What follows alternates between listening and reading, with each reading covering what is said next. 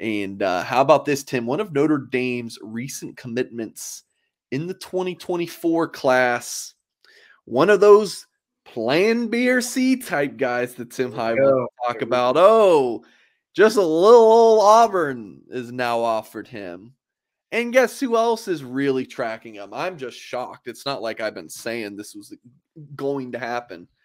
Georgia and Alabama keeping a close eye on Isiah Canion from Warner Robins. Georgia, number 296 overall player, number 49 receiver per the On3 industry ranking. On3's own rankings have him as a top 100 player and the number 15 receiver.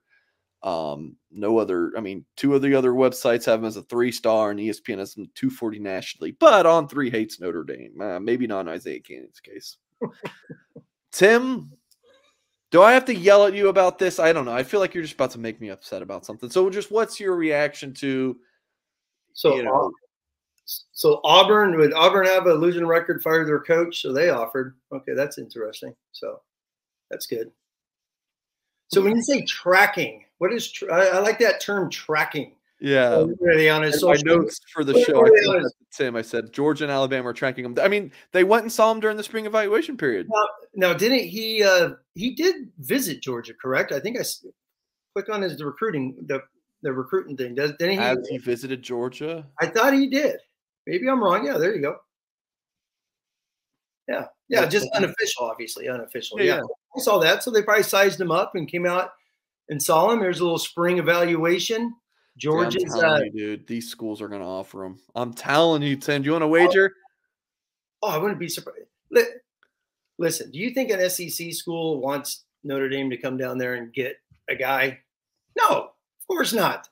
So, hey, these guys all have boosters. These guys all say, I mean, they don't care if Isiah Canion's their third best wide receiver or the 15th. Don't send him to South Bend because then he goes up there and loves it and wants to come out down here and get more guys. So, hey.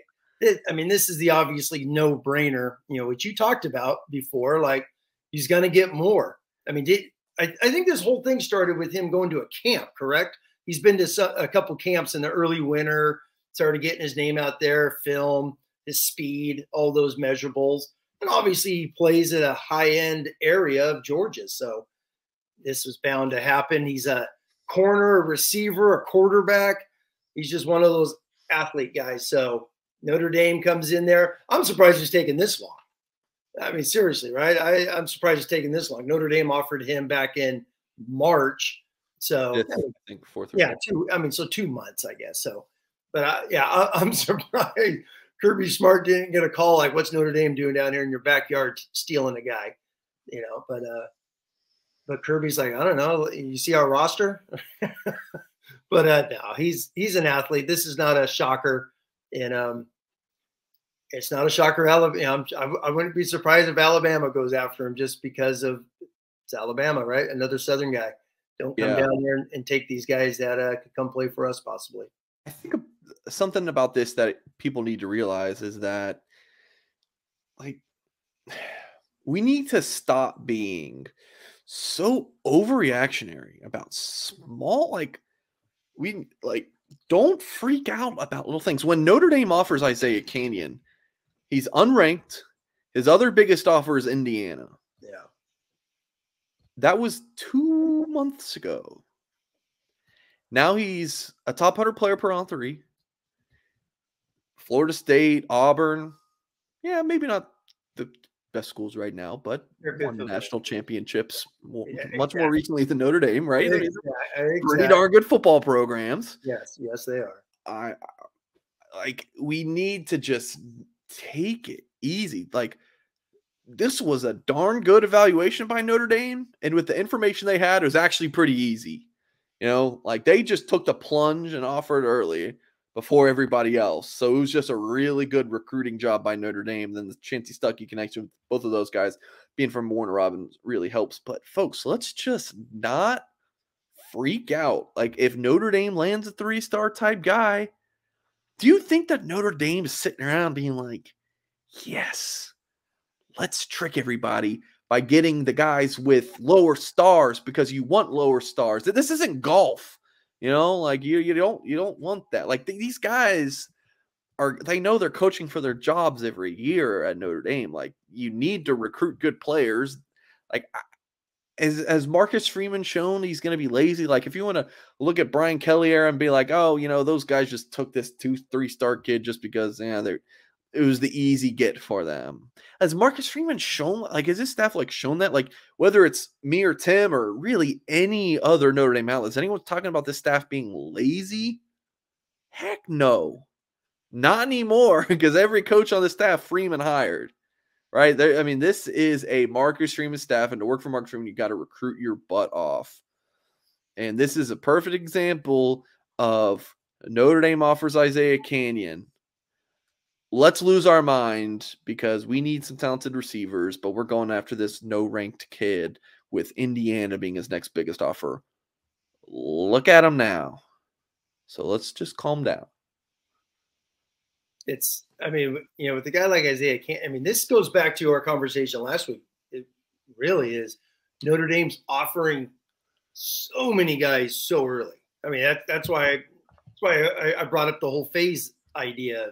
The pot of gold really is where it starts. So Notre Dame is going out so far ahead. They're throwing all these names out there, and obviously those are the ones you watch, you monitor, you stick. You're writing about. They're visiting, things of that nature. But yes, there's a constant evaluation, especially now this spring. You know, the spring evaluation. Notre Dame is even going out there, has offered someone, looking at possibly a few more. I mean, you've reported. You know, you and Kyle, you know, with the coaches on the road. I mean, they're still going out and visiting guys. I mean, Joe Rudolph's on the road visiting guys who are committed to other programs, just in case they need someone or whatnot. So it's still going on. That's what the whole spring evaluation period is from. I mean, I grew up in that era where no one really had an offer until your junior year. Spring is when they go on the road. Boom, they see you live. They already have, you know, your sophomore, junior film. But offers wouldn't go out till that junior year. Then you see your senior year. It's so sped up nowadays. Like, I mean, we're talking about 2025 guys. I mean, you've reported on 2026 quarterbacks, which is just crazy. It's just crazy with the portal transfers. Who knows? What's the odds of Gino Guidugli even being the quarterback coach in 2026? Slim to none. Notre Dame coaches move around, so the odds of him even being there is probably not even high. So. And here we are offering, but no, he's a good football player. I know we chatted and I brought up the whole Plan C and all that stuff, and he's a good football player. And you know, I will give Singer some kudos. It doesn't matter when you get offered. If you could play, you could play.